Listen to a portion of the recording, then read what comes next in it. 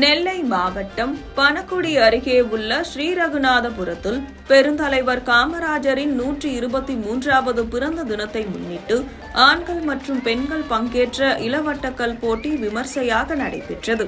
மாவடி, வடக்கன்குளம், வடலிவிளை, அழகப்பபுரம் உள்ளிட்ட சுற்றுவட்டார கிராமங்களைச் சேர்ந்த ஆர்வலர்கள் இப்போட்டியில் பங்கேற்று தங்கள் உடல் வலிமையையும் திறமையையும் வெளிப்படுத்தினர். 20 கிலோ முதல் 124 கிலோ வரையிலான எடைகளில் இளவட்ட கற்கள் பயன்படுத்தப்பட்டன.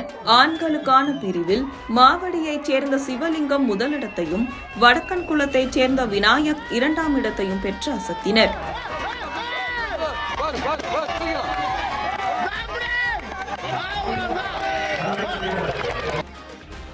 பெண்கள் பிரிவில் 55 கிலோ எடையுள்ள இளவட்ட கல்லை அதிக முறை தூக்கி வடலிவிளையைச் சேர்ந்த கல்லூரி மாணவி லெஜின் முதல் பரிசை வென்றார். ராஜகுமாரி 2ஆம் பரிசை தட்டி சென்றார்.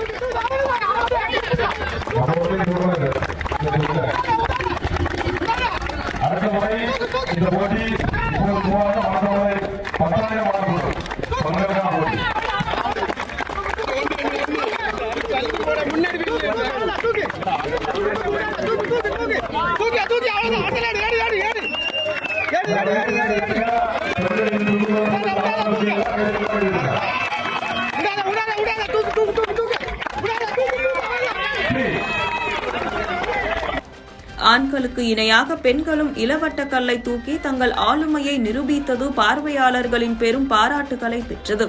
போட்டியாளர்கள் உற்சாகத்துடன் இளவட்ட கல்லை தூக்கிய போது பார்வையாளர்கள் கைதட்டி ஆரவாரம் செய்து ஊக்குவித்தனர்.